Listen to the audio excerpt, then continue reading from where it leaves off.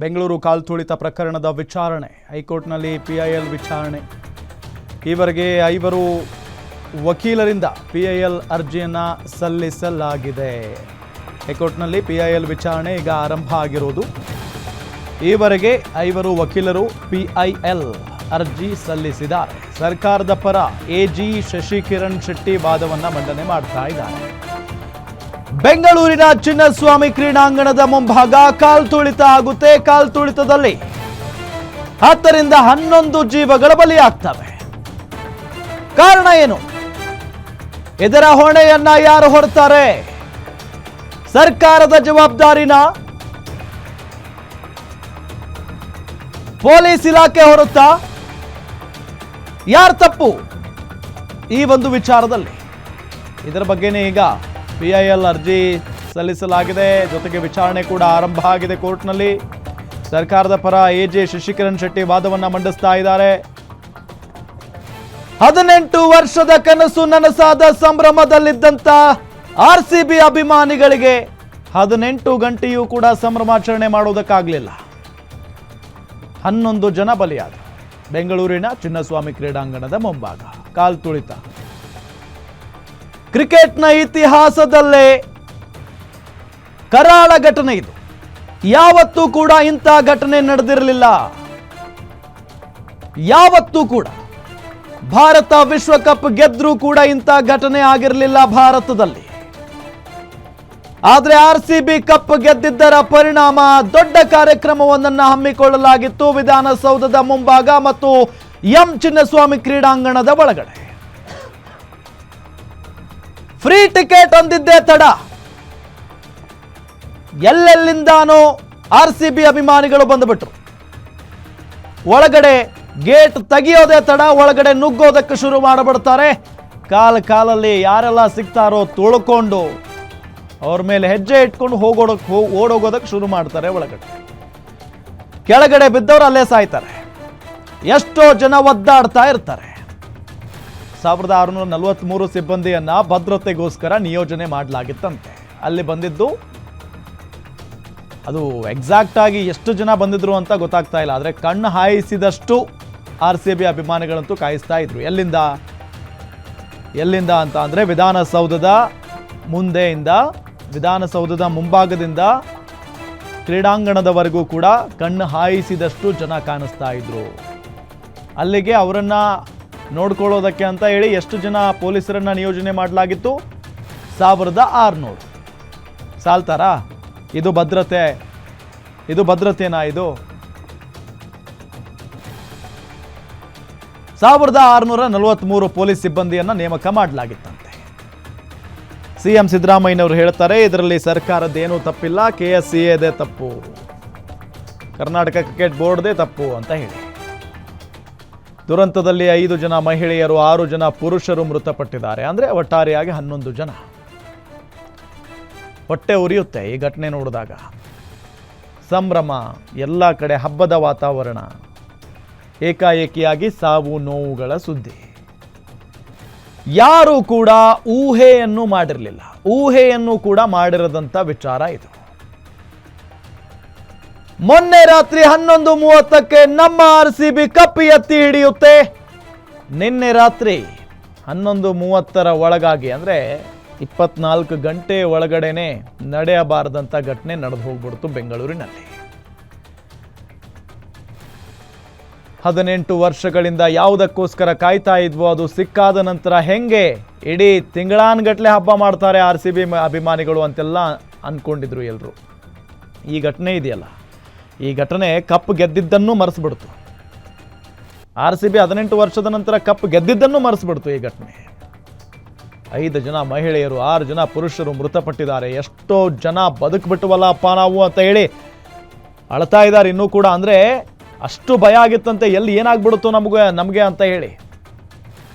ಅಲ್ಲಿ ಸಿಕ್ಕಾಕೊಂಡು ಒದ್ದಾಡಿ ಹೊರಗಡೆ ಬಂದಂಥವರು ಬಿಕ್ಕಿ ಆಳೋದನ್ನು ನೋಡಿದ್ದೀವಿ. ಅಂಥ ಒಂದು ಭೀಕರ ಕಾಲ್ತುಳಿತ ಅದು, ಭೀಕರ ಘಟನೆ, ದುರ್ಘಟನೆ, ದುರಂತ ಅದು. ಕಾರಣ ಏನು? ತುರ್ತಾಗಿ ಈ ಕಾರ್ಯಕ್ರಮವನ್ನು ಆಯೋಜನೆ ಮಾಡಿತ್ತು. ಪ್ರತಿಯೊಬ್ಬರು ಹೇಳ್ತಾ ಇರೋದು ಅದನ್ನೇ. ಮೇಲ್ನೋಟ ಕಾಣಿಸ್ತಾ ಇದೆ. ಮುಖ್ಯಮಂತ್ರಿಗಳು ಹೇಳ್ತಾ ಇರ್ಬೋದು, RCB ಅಭಿಮಾನಿಗಳು ಇಷ್ಟು ಸಂಖ್ಯೆಯಲ್ಲಿ ಬರ್ತಾರೆ ಅಂತ ಹೇಳಿ ನಮಗೆ ಗೊತ್ತೇ ಇರಲಿಲ್ಲ ಅಂತ ಹೇಳಿ ಏನೇ ಹೇಳಿರ್ಬೋದು.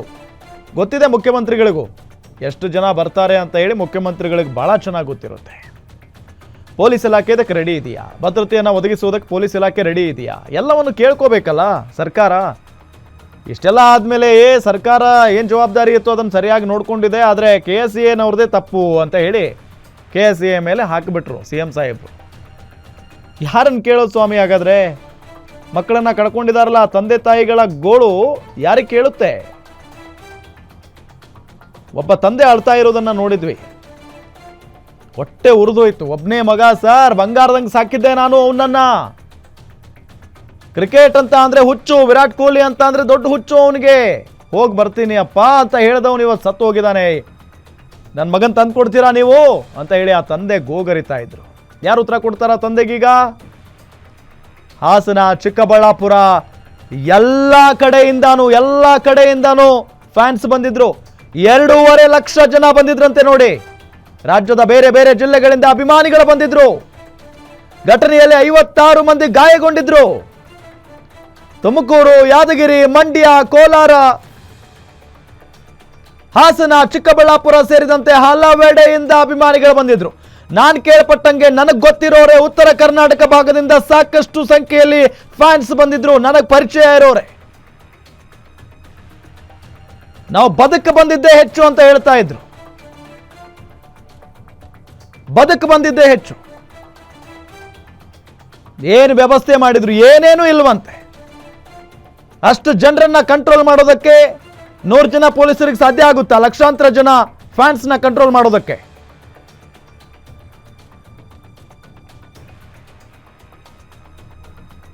ಇನ್ನೂ ಅದೆಷ್ಟು ಜನ ಸಾಯ್ತಾರೋ ಏನೋ ಅಂತ ಹೇಳಿ ಭಯ ಆಗ್ಬಿಟ್ಟಿತ್ತು. ಗೊತ್ತಿದೆ ಫ್ಯಾನ್ಸ್ ಎಷ್ಟಿದ್ದಾರೆ RCB ತಂಡಕ್ಕೆ ಅಂತ ಹೇಳಿ. ಬರ್ತಾರೆ ಲಕ್ಷಾಂತರ ಸಂಖ್ಯೆಯಲ್ಲಿ ಅಂತ ಸರ್ಕಾರಕ್ಕೆ ಗೊತ್ತಿಲ್ಲ ಅಂದ್ರೆ ನಿಜಕ್ಕೂ ಆಶ್ಚರ್ಯ ಆಗ್ತಾ ಇದೆ. ನಿಜಕ್ಕೂ ಆಶ್ಚರ್ಯ. ಸರ್ಕಾರದ ಕಾರ್ಯಕ್ರಮಗಳೇನಿದ್ರೆ ಲಕ್ಷಾಂತರ ಸಂಖ್ಯೆಯಲ್ಲಿ ಜನ ಬರ್ತಾರಪ್ಪ ಅಂತ ಹೇಳಿ ಹೇಳಿಬಿಡ್ತಾರಲ್ಲ. RCB ತಂಡಕ್ಕೆ ದುಡ್ಡು ಕೊಟ್ಟು ಕರೆಸಲ್ಲ ಅವರನ್ನ, ಫ್ಯಾನ್ಸ್ನ. ಅವರಾಗೇ ಬರ್ತಾರೆ. ನೋಡಿ ಅಲ್ಲಿ ನಾವು ಹೇಳ್ತಾ ಇದೀವಲ್ಲ, ಹಾಸನ, ಚಿಕ್ಕಬಳ್ಳಾಪುರ, ಧಾರವಾಡ, ಕಲಬುರಗಿ, ಬೆಳಗಾವಿ, ಹುಬ್ಬಳ್ಳಿ, ಇಲ್ಲಿ ಎಲ್ಲ ಕಡೆಯಿಂದ ಜನ ಬಂದಿದ್ದಾರೆ. ಮಂಡ್ಯ, ಹತ್ತಿರದ ಜಿಲ್ಲೆಗಳು ಓಕೆ, ದೂರದ ಜಿಲ್ಲೆಗಳಿಂದಲೂ ಕೂಡ ಬಂದಿದ್ದಾರೆ. 400-500 ಕಿಲೋಮೀಟರ್ ಟ್ರಾವೆಲ್ ಮಾಡ್ಕೊಂಡು ಬಂದಿದ್ದಾರೆ ಫ್ಯಾನ್ಸ್. ತುಮಕೂರು, ಯಾದಗಿರಿ, ಮಂಡ್ಯ, ಕೋಲಾರ, ಚಿಕ್ಕಬಳ್ಳಾಪುರ, ಹಾಸನ ಸೇರಿದಂತೆ ಉತ್ತರ ಕರ್ನಾಟಕದ ಫ್ಯಾನ್ಸ್ ಕೂಡ ಬಂದಿದ್ದಾರೆ. ಸ್ಟೇಡಿಯಂ ಕೆಪಾಸಿಟಿ ಇರೋದು 36,000 ಅಷ್ಟೇ. 33,000 ಜನರಿಗೆ ಅಷ್ಟೇ ಟಿಕೆಟ್ ನೀಡ್ತಾರೆ. ಆದರೆ ಅಲ್ಲಿ ಬಂದಿದ್ದು 2.5 ಲಕ್ಷ ಜನ. 36,000 ಜನ ಕೂತ್ಕೋಬಹುದು ಅಷ್ಟೇ ಅಲ್ಲಿ ಕೆಪಾಸಿಟಿ ಸ್ಟೇಡಿಯಂ ಒಳಗಡೆ. 33,000 ಜನರಿಗೆ ಅಷ್ಟೇ ಟಿಕೆಟ್ ನೀಡ್ತಾರೆ. ಇನ್ನು 3,000 ಆಟಗಾರರ ಸಂಬಂಧಿಕರು, ಆಟಗಾರರ ಜೊತೆಗೆ ಬರೋರು, ಅವರಿಗೆಲ್ಲ ಟಿಕೆಟ್ ಕೊಡ್ತಾರೆ. ಆದ್ರೆ ಅಲ್ಲಿ 2.5 ಲಕ್ಷ ಬಂದಿದ್ದಾರೆ. ಹೆಂಗ್ ಕಂಟ್ರೋಲ್ ಮಾಡೋದಕ್ಕೆ ಸಾಧ್ಯ? 2.5 ಲಕ್ಷ ಜನರನ್ನ 1643 ಜನ ಪೊಲೀಸರು ಕಂಟ್ರೋಲ್ ಮಾಡೋದಕ್ಕೆ ಸಾಧ್ಯನಾ? ಪ್ರಶ್ನೆ ಸರ್ಕಾರಕ್ಕೆ ಕೇಳಬೇಕು, ಪ್ರಶ್ನೆ ಪೊಲೀಸ್ ಇಲಾಖೆ ಕೇಳಬೇಕು, KSEA ಕೇಳಬೇಕು. ಒಂದು ಗೊತ್ತಾಗ್ತಾ ಇಲ್ಲ. ಇವರನ್ನ ಕೇಳಿದ್ರೆ ಅವ್ರ ಮೇಲೆ ಹಾಕ್ತಾರೆ, ಸರ್ಕಾರವನ್ನ ಕೇಳಿದ್ರೆ KSEA ಮೇಲೆ ಹಾಕ್ತಾರೆ. ಯಾರು ಕೊಡ್ತಾರೆ ನ್ಯಾಯನ?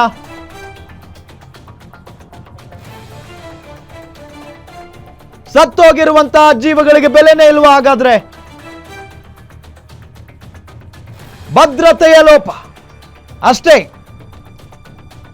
ಇನ್ನೇನೂ ಆಗಿಲ್ಲ. ಏನು ವಿಧಾನಸೌಧದಲ್ಲಿ ಒಂದು ಕಾರ್ಯಕ್ರಮ ಅಂತೆ, ಓಕೆ ಮಾಡ್ಕೊಳ್ಳಿ, ಉತ್ತಮ, ಖುಷಿನ, ಎಲ್ಲರಿಗೂ ಖುಷಿ ಇದೆ. ವಿಧಾನಸೌಧದಲ್ಲಿ ಒಂದು ಕಾರ್ಯಕ್ರಮ ಆಗಲಿ, ಅದಾದ ನಂತರ ಕ್ರೀಡಾಂಗಣದಲ್ಲಿ ಒಂದು ಕಾರ್ಯಕ್ರಮ ಆಗಲಿ. ಭದ್ರತೆ ಕೊಡಬೇಕಲ್ಲ, ಫ್ಯಾನ್ಸ್ನ ಕಂಟ್ರೋಲ್ ಮಾಡುವಷ್ಟು ಭದ್ರತೆ ಇರಬೇಕಲ್ಲ, ತಾಕತ್ತಿರಬೇಕಲ್ಲ ಅಷ್ಟೊಂದು. ಅದೇ ಇಲ್ಲ ಅಂತ ಅಂದಾಗ ಹೆಂಗ್ ಓಕೆ ಅಂದ್ರು ಸರ್ಕಾರ?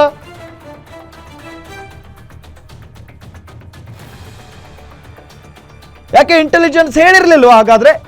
ಅದಕ್ಕಿಂತ ಮುಂಚೆ ಗೃಹ ಸಚಿವರು ಬಂದು ಒಂದು ಮಾತು ಹೇಳಿದ್ರು, ಇಲ್ಲ ಫ್ಯಾನ್ಸ್ನ ಕಂಟ್ರೋಲ್ ಮಾಡಕ್ಕೆ ಸಾಧ್ಯ ಇಲ್ಲ, ಸೊ ಹಂಗಾಗಿ ಪರೇಡ್ ನಡೆಸಲ್ಲ, ಕ್ಯಾನ್ಸಲ್ ಮಾಡಿದೀವಿ, ಅದ್ರ ಬಗ್ಗೆ ಯೋಚನೆ ಮಾಡ್ತಾ ಇದ್ದೀವಿ ಇನ್ನೂ ಅನ್ನೋ ನಿಟ್ಟಿನಲ್ಲಿ ಹೇಳಿಕೆಯನ್ನ ಕೊಟ್ಟಿದ್ರು. ಆ್ಯಕ್ಚುಲಿ ಅದನ್ನು ಕ್ಯಾನ್ಸಲ್ ಮಾಡಿದ್ರೇ ಒಳ್ಳೇದಿತ್ತು. ಗೃಹ ಸಚಿವರಿಗೆ ಗೊತ್ತಿತ್ತದು, ಪೊಲೀಸ್ನವರು ಹೇಳಿರ್ತಾರೆ. ಆದರೆ ಅದನ್ನು ಯಾರು ನಿರ್ಧಾರ ಮಾಡಿದ್ರು, ಅದು ಹೆಂಗೆ ನಿರ್ಧಾರ ಮಾಡಿದ್ರು? ಗೃಹ ಸಚಿವರೇ ಓಪನ್ ಆಗಿ ಹೇಳಿದ್ದಾರೆ, ಜಿ ಪರಮೇಶ್ವರ್ ಅವರು, ಇದೆಲ್ಲ ಬಹಳ ಕಷ್ಟ ತುರ್ತಾಗಿ ಆಗೋದು ಅಂತ ಹೇಳಿ. ಅವ್ರಿಗೆ ಗೊತ್ತಿದೆ ಜಿ ಪರಮೇಶ್ವರ್ ಅವ್ರಿಗೆ ಏನಾಗುತ್ತೆ ಅಂತ. ಅಷ್ಟಾದರೂ ಕೂಡ ಸಡನ್ ಆಗಿ ಇಷ್ಟೆಲ್ಲ ಆಗಿ ಹೋಗಿದೆ ಅಂತ ಅಂದಾಗ ನಿಜಕ್ಕೂ ಕೂಡ ಏನಪ್ಪ ಇದು ಇಷ್ಟು ಬೇಜವಾಬ್ದಾರಿತನ ಅಂತ ಅನ್ಸೋಗ್ಬಿಡ್ತು. ಸಿಎಂ ಹೇಳಿದ್ರಲ್ಲಿ ಯಾರು ಒಪ್ತಾ ಇಲ್ಲ, ಸಿಎಂ ಸಿದ್ದರಾಮಯ್ಯನವ್ರ ಮಾತುಗಳನ್ನ ಯಾರು ಒಪ್ತಾ ಇಲ್ಲ. ಹಿಂಗಾಗುತ್ತೆ ಅಂತ ಗೊತ್ತೇ ಇರಲಿಲ್ಲ ನಮಗೆ ಅಂತಾರೆ ಸಿಎಂ ಸಿದ್ದರಾಮಯ್ಯನವರು. ಅನ್ಬಿಲೀವೇಬಲ್. ಸಿದ್ದರಾಮಯ್ಯನವರು ಕೂಡ ಕಟ್ಟ RCB ಫ್ಯಾನ್, ಜೊತೆಗೆ ಅವರು ಕ್ರಿಕೆಟ್ ಅಂದರೆ ಅಷ್ಟು ಇಷ್ಟಪಡ್ತಾರೆ ಸಿದ್ದರಾಮಯ್ಯನವರು. RCB ಅಭಿಮಾನಿಗಳು ಎಷ್ಟು ಸಂಖ್ಯೆಯಲ್ಲಿದ್ದಾರೆ ಅಂತ ಸಿದ್ದರಾಮಯ್ಯನವ್ರಿಗೆ ಗೊತ್ತಿಲ್ವಾ? DK ಶಿವಕುಮಾರ್ ಅವ್ರಿಗೆ ಗೊತ್ತಿಲ್ವಾ? ಅಂದರೆ ಅವ್ರ ಪ್ರಯತ್ನ ಅವ್ರು ಪಟ್ಟಿದ್ದಾರೆ, ಅವ್ರು ಏನೂ ಮಾಡೇ ಇಲ್ಲ ಅಂತ ಹೇಳೋಕ್ಕಾಗಲ್ಲ, ಎಲ್ಲ ನೋಡ್ಕೊಂಡಿದ್ದಾರೆ. ಆದರೆ ಪೊಲೀಸ್ ಇಲಾಖೆಗೆ ಸ್ವಲ್ಪ ಟೈಮ್ ಕೊಡಬೇಕಾಗಿತ್ತು. ನಿನ್ನೆ ಬೇಡ, ಅಂದರೆ ಇವತ್ತು ಬೇಡ, ನಾಳೆ ಮಾಡ್ಕೊಳ್ಳೋಣ, ನೀವೆಲ್ಲ ರೀತಿಯಾಗಿ ತಯಾರಿ ಮಾಡ್ಕೊಳ್ಳಿ, ಜಾಸ್ತಿ ಜನ ಬರುವಂಥ ಸಾಧ್ಯತೆ ಇದೆ. ಇದೆಲ್ಲ ಸಾಮಾನ್ಯ ಜನರಿಗಿರುವಂಥ ತಿಳುವಳಿಕೆ. ಇದು ಸಾಮಾನ್ಯ ಜನರು ಹೇಳ್ತಾರೆ. RCB ಫ್ಯಾನ್ಸ್ ಭಾಳ ಜನ ಇದ್ದಾರಪ್ಪ, ಕಪ್ ಗೆದ್ದಿರೋ ಖುಷಿಯಲ್ಲಿದ್ದಾರೆ, ಬೇರೆ ಬೇರೆ ಜಿಲ್ಲೆಗಳಿಂದ ಬೆಂಗಳೂರಿಗೆ ಬರುವಂಥ ಸಾಧ್ಯತೆ ಇದೆ. ಸೊ ನಾವು ಹುಷಾರಾಗಿರಬೇಕು, ಭದ್ರತೆ ನಿಟ್ಟಿನಲ್ಲಿ ಬಹಳ ಹುಷಾರಾಗಿರಬೇಕು ಅನ್ನೋ ನಿಟ್ಟಿನಲ್ಲಿ ಜನಸಾಮಾನ್ಯರು ಕೂಡ ಮಾತನಾಡ್ಕೊಂಡಿದ್ದನ್ನು ಕೇಳಿಸ್ಕೊಂಡಿದ್ದೇವೆ. ಸರ್ಕಾರಕ್ಕೆ ಈ ಸಣ್ಣ ವಿಚಾರ ಗೊತ್ತಾಗಿಲ್ಲ ಅಂತ ಅಂದರೆ ಇನ್ನು ಏನು ಹೇಳೋದಕ್ಕೆ ಸಾಧ್ಯ? ಇದಾದ ನಂತರ, ಇಷ್ಟೆಲ್ಲ ಘಟನೆ ಆದ ನಂತರ ಕಪ್ ಗೆದ್ರೋ ಬಿಟ್ರೋ ಒಂದು ಮ್ಯಾಟರೇ ಆಗಿಲ್ಲ. ಈಗ 18 ವರ್ಷಗಳ ಕಾಯುವಿಕೆ ಸತ್ತು ಹೋಯ್ತು, ಆ ಖುಷಿನೂ ಸತ್ತು ಹೋಯ್ತು, ಆ ಸಂಭ್ರಮನೂ ಸತ್ತು ಹೋಯ್ತು. 18 ಗಂಟೆಗಳಲ್ಲೇ ಸತ್ತು ಹೋಯ್ತು 18 ವರ್ಷದ ಕನಸು, ಸಂಭ್ರಮ. 11 ಜೀವಗಳು ಬಲಿಯಾದ್ವಲ್ಲ, ಆ ಜೀವಗಳನ್ನ ವಾಪಸ್ ತಂದು ಕೊಡ್ತಾರ ಯಾರಾದ್ರೂ? RCB ಟಿಕೆಟ್ ಹಂಚಿಕೆ ಮಾಡುತ್ತೆ, ಸ್ಟೇಡಿಯಂ ಎಲ್ಲ ವ್ಯವಸ್ಥೆ ಅವರೇ ಮಾಡ್ತಾರೆ. ಹೈಕೋರ್ಟ್ಗೆ AG ಶಶಿಕಿರಣ್ ಮಾಹಿತಿಯನ್ನ ಕೊಟ್ಟಿರೋದಿದು. ಬೆಂಗಳೂರು ಕಡೆ ಬೆಳಗ್ಗೆ 4 ಗಂಟೆಯಿಂದಲೇ ಜನ ಬರ್ತಾ ಇದ್ರು, ಮಧ್ಯಾಹ್ನ 3 ಗಂಟೆಯೊಳಗೆ ಸ್ಟೇಡಿಯಂ ಬಳಿ ಜನ ಸೇರಿದ್ರು. ಎಲ್ಲ ಸಾವುಗಳು ಗೇಟ್ ಬಳಿಯೇ ಸಂಭವಿಸಿವೆ. ಇನ್ನು ಮುಂದೆ ಈ ರೀತಿ ಆಗದಂತೆ ಕ್ರಮ ಕೈಗೊಳ್ಳುತ್ತೇವೆ. ನೋಡಿ ಅಲ್ಲಿ ಏನಾಗ್ತಿದೆ. RCB ಟಿಕೆಟ್ ಹಂಚಿಕೆ ಮಾಡುತ್ತೆ, ಸ್ಟೇಡಿಯಂ ಎಲ್ಲ ವ್ಯವಸ್ಥೆ ಅವರೇ ಮಾಡ್ತಾರೆ. ಹೈಕೋರ್ಟ್ಗೆ AG ಶಶಿಕಿರಣ್ ಮಾಹಿತಿಯನ್ನ ಕೊಟ್ಟಿರೋದು. ಬೆಂಗಳೂರು ಕಡೆ 4 ಗಂಟೆಯಿಂದಲೇ ಜನ ಬರ್ತಾ ಇದ್ರು. 4 ಗಂಟೆ ಅಂದ್ರೆ ಬೆಳಗಿನ ಜಾವ. ಮಧ್ಯಾಹ್ನ 3 ಗಂಟೆಯೊಳಗಡೆ ಸ್ಟೇಡಿಯಂ ಬಳಿ ಜನ ಸೇರಿಬಿಟ್ಟಿದ್ರು. ಎಲ್ಲ ಸಾವುಗಳು ಗೇಟ್ ಬಳಿನೇ ಸಂಭವಿಸಿದಾವೆ. ಹಾಗಾಗಿ ಕಾರಣ ಅದಕ್ಕೆ RCB, KSCA ಕಾರಣ. ಸರ್ಕಾರ ಏನೂ ಮಾಡಿಲ್ಲ, ಸರ್ಕಾರಕ್ಕೂ ಇದಕ್ಕೂ ಸಂಬಂಧನೇ ಇಲ್ಲ. ಸರ್ಕಾರ ಏನು ಮಾಡಬೇಕಾಗಿತ್ತು ಅದನ್ನು ಸರಿಯಾಗಿ ಮಾಡ್ತು. ಸೊ ಹಂಗಾಗಿ ಸರ್ಕಾರಕ್ಕೂ ಇದಕ್ಕೂ ಸಂಬಂಧನೇ ಇಲ್ಲ. ಸತ್ತಿದ್ದು ಎಲ್ಲಿ? ಸ್ಟೇಡಿಯಂ ಬಳಿ ಅಷ್ಟೇ. ವಿಧಾನಸೌಧದ ಮುಂಭಾಗ ಯಾರಿಗಾದ್ರೂ ಏನಾದರೂ ಆಯ್ತಾ? ಇಲ್ಲ. ಸಮರ್ಥನೆ ಹೆಂಗೆ ಮಾಡ್ಕೊಳ್ತಾ ಇದ್ದಾರೆ ಅಂತ ಅಂದರೆ ಎಲ್ಲರೂ ಕೂಡ ನಮ್ಮನ್ನು ಬಿಟ್ಟರೆ ಸಾಕಪ್ಪ, ನಮಗೇನು ಸಂಬಂಧನೇ ಇಲ್ಲ, ಇಲ್ಲಿ ನಮಗೇನೂ ಸಂಬಂಧ ಇಲ್ಲ ಅಂತ. ಹೋದಂಥ ಜೀವಗಳು ಹೋದ್ವು, ಕಳ್ಕೊಂಡಂಥ ಜೀವಗಳಿದ್ದಾವೆ, ಇದ್ದು ಸತ್ತಂಗಿದ್ದಾವೆ. ಸ್ಟೇಡಿಯಂ ಎಲ್ಲ ವ್ಯವಸ್ಥೆ ಅವರೇ ಮಾಡ್ತಾರೆ. ಸರ್ಕಾರದ ಅನುಮತಿ ಇಲ್ಲದೆ, ಸರ್ಕಾರಕ್ಕೆ ಗೊತ್ತಿಲ್ಲದೆ ಒಂದು ರಾಜ್ಯದಲ್ಲಿ ಒಂದು ದೊಡ್ಡ ಕಾರ್ಯಕ್ರಮ ನಡೀತಾ ಇದೆ. ಆ ಕಾರ್ಯಕ್ರಮದ ವ್ಯವಸ್ಥೆ, ಆ ರೂಪುರೇಷೆ ಸರ್ಕಾರಕ್ಕೆ ಗೊತ್ತಿಲ್ಲದೆ ಆಗೋಗ್ಬಿಡುತ್ತಾ?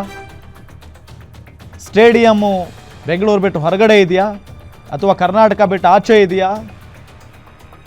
ಸ್ಟೇಡಿಯಂ ಮುಂದೆ ಎಲ್ಲ ಸತ್ತಿದ್ದಾರೆ, ವಿಧಾನಸೌಧ ಮುಂದೆ ಯಾರಿಗೂ ಏನೂ ಆಗಿಲ್ಲ. ವಿಧಾನಸೌಧದಲ್ಲಿ CM ಸಿದ್ದರಾಮಯ್ಯನವರು ಇದ್ರು, DK ಶಿವಕುಮಾರ್ ಅವರಿದ್ರು. ಅಲ್ಲೇ 1,000 ಪೊಲೀಸರನ್ನ ನಿಯೋಜನೆ ಮಾಡಲಾಗಿತ್ತು. ಇನ್ನುಳಿದಂಥ 643 ಮೇ ಬಿ 600 ಜನ ಪೊಲೀಸ್ನವರನ್ನ ಸ್ಟೇಡಿಯಂ ಬಳಿ ನಿಯೋಜನೆ ಮಾಡಿದ್ರು ಅಂತ ಕಾಣಿಸ್ತಾ ಇದೆ.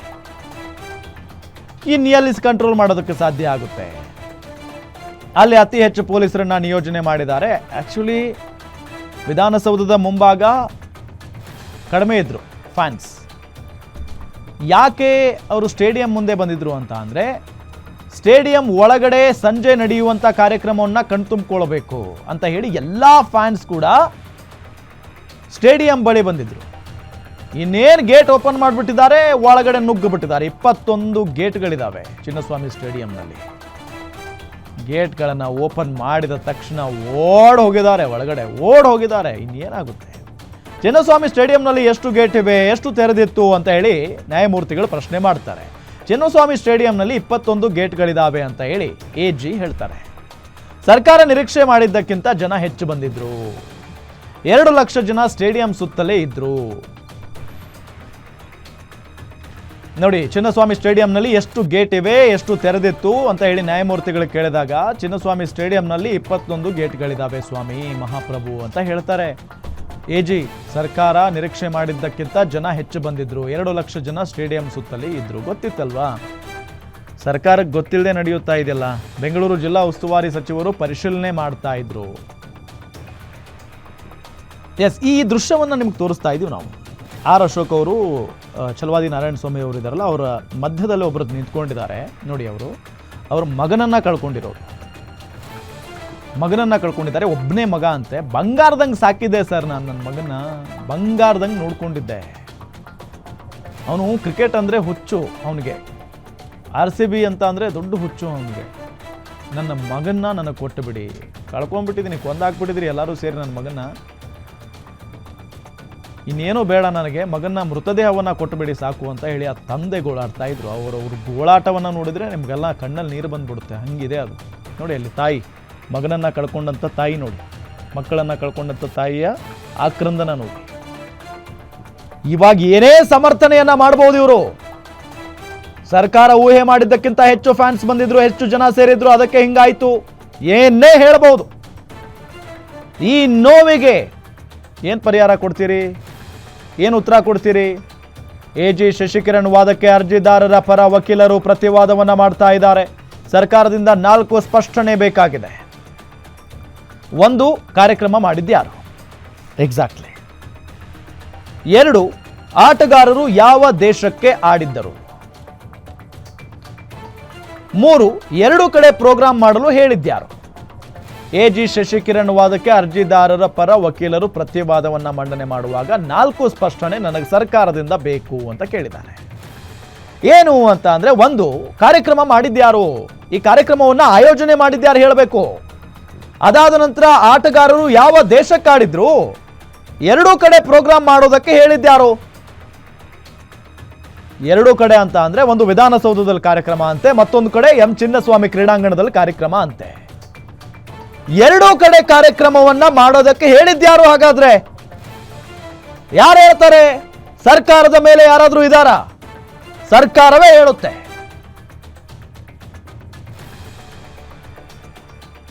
ಎರಡು ಕಡೆ ಪ್ರೋಗ್ರಾಮ್ ಒಂದೇ ಕಡೆ ಮಾಡಿದ್ರೆ ಇಷ್ಟೆಲ್ಲ ಆಗ್ತಾನೆ ಇರಲಿಲ್ಲ. ಎಲ್ಲ ಪೊಲೀಸ್ನವರು ಒಟ್ಟಿಗೆ ಇರ್ತಿದ್ರು, ಒಂದು ಕಡೆ ಇರ್ತಿದ್ರು. ಈ ರೀತಿಯಾದಂಥ ಗಲಭೆ ಆಗೋದಕ್ಕೆ ಬಿಡ್ತಾ ಇರಲಿಲ್ಲ, ಈ ರೀತಿಯಾದಂಥ ನೂಕು ನುಗ್ಗಲಾಗೋದಕ್ಕೆ ಬಿಡ್ತಾ ಇರಲಿಲ್ಲ. ಕಾರ್ಯಕ್ರಮ ಮಾಡಿದ್ಯಾರು? ಸರ್ಕಾರ.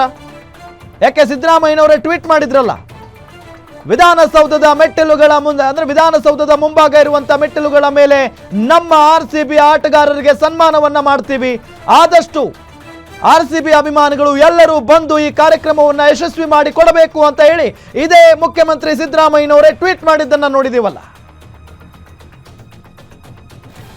ಸೊ ಕಾರ್ಯಕ್ರಮವನ್ನು ಆಯೋಜನೆ ಮಾಡಿದ್ದು ಸರ್ಕಾರ, ಇದೇ ಸ್ಪಷ್ಟನೆ.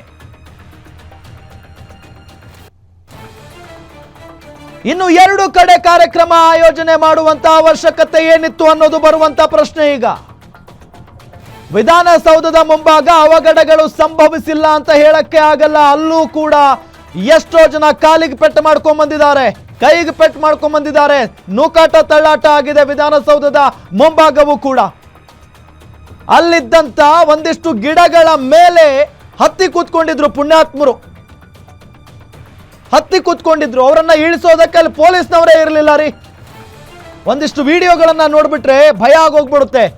ದೊಡ್ಡ ದೊಡ್ಡ ಮರಗಳ ಮೇಲೆ ಕೂತ್ಕೊಂಡಿದ್ದಾರೆ ಫ್ಯಾನ್ಸ್, RCB ಅಭಿಮಾನಿಗಳು. ಅಲ್ಲಿಂದ ಬಿದ್ದು ಏನಾದ್ರೂ ಆಗಿದ್ರೆ ಯಾರು ಜವಾಬ್ದಾರಿ? ಎಲ್ಲದಕ್ಕೂ ಸರ್ಕಾರನೇ, ಎಲ್ಲದಕ್ಕೂ KCAನೇ ಅಂತ ಹೇಳಕ್ಕೂ ಆಗಲ್ಲ. ನಮಗೂ ಸ್ವಲ್ಪ ಜವಾಬ್ದಾರಿ ಇರಬೇಕಲ್ಲ ಫ್ಯಾನ್ಸ್ಗೆ. ಎಲ್ಲಿದ್ರೆ ಏನಾಗುತ್ತೆ, ಏನ್ ಮಾಡಿದ್ರೆ ಏನಾಗುತ್ತೆ ಅನ್ನೋ ಸೆನ್ಸ್ ಇರಬೇಕಲ್ಲ. ಅವ್ರು ವ್ಯವಸ್ಥೆ ಮಾಡಿಲ್ಲ, ಇತ್ತ ನೀವು ನೂಕಾಟ ತಳ್ಳಾಟ ಮಾಡಿದಿರಿ, 11 ಜನರನ್ನ ತುಳಿದು ಸಾಯಿಸಿದಿರಿ. ಮನೇಲಿ ಕೂತ್ರೆ ಬಂಗಾರದಂಗೆ ನೋಡಬಹುದು, ಟಿವಿಲಿ ಆರಾಮಾಗಿ ನೋಡಬಹುದಾಗಿತ್ತು.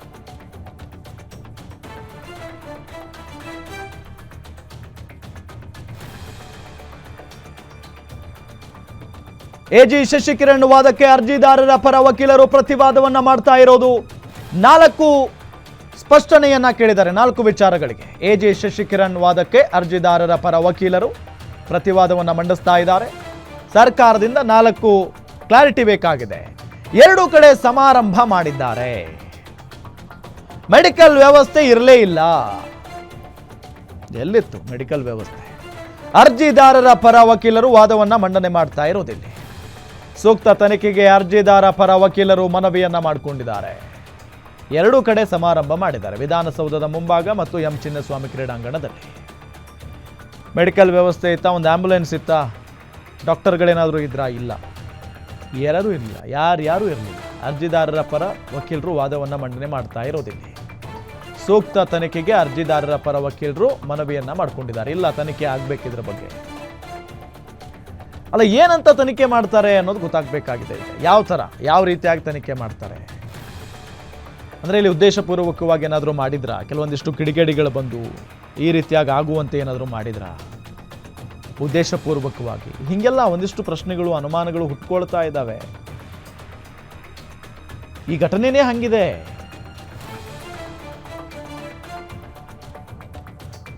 ಈ ಘಟನೆ ನಡೆದಿದೆಯಲ್ಲ, ಇದು ಕ್ರಿಕೆಟ್ನ ಇತಿಹಾಸದಲ್ಲೇ ಕರಾಳ ದಿನ, ಅದು ಕರಾಳ ಘಟನೆ. ಅದು ಯಾವತ್ತೂ ಕೂಡ ಯಾವ ಕ್ರಿಕೆಟರು ಮರೆಯಲ್ಲ, ಜೊತೆಗೆ ಯಾವ ಅಭಿಮಾನಿನೂ ಕೂಡ ಮರೆಯಲ್ಲ ಈ ಘಟನೆಯನ್ನು, ಅದರಲ್ಲೂ ಬೆಂಗಳೂರಿನವರು. ನಿನ್ನೆ ಎಂಥ ಆಶ್ಚರ್ಯ ಅಂತಂದರೆ, ಇಷ್ಟೆಲ್ಲ ಘಟನೆ ಆದ ನಂತರ ಆಂಬ್ಯುಲೆನ್ಸ್ ಅಂತ ಹೇಳಿ ಕೂಗಿದ್ರೆ ಒಂದೇ ಒಂದು ಆಂಬ್ಯುಲೆನ್ಸ್ ಕೂಡ ಇಲ್ಲ. ಎಲ್ಲಿ? ಸ್ಟೇಡಿಯಂ ಸುತ್ತಮುತ್ತ. ಅದೆಲ್ಲ ನೋಡ್ಕೋಬೇಕಲ್ಲ. ರಾಜ್ಯ ಸರ್ಕಾರಕ್ಕೆ ಹೈಕೋರ್ಟ್ ನೋಟಿಸ್. ರಾಜ್ಯ ಸರ್ಕಾರಕ್ಕೆ ವಿಚಾರಣೆ ಮಂಗಳವಾರಕ್ಕೆ ಮುಂದೂಡಲಾಗಿದೆ ಅನ್ನೋದು ಗೊತ್ತಾಗ್ತಾ ಇದೆ ನೋಡಿ. ರಾಜ್ಯ ಸರ್ಕಾರಕ್ಕೆ ಹೈಕೋರ್ಟ್ ನೋಟಿಸ್ ಅನ್ನ ಜಾರಿ ಮಾಡಿರೋದು. ವಿಚಾರಣೆ ಮಂಗಳವಾರಕ್ಕೆ ಮುಂದೂಡಿದೆ ಹೈಕೋರ್ಟ್.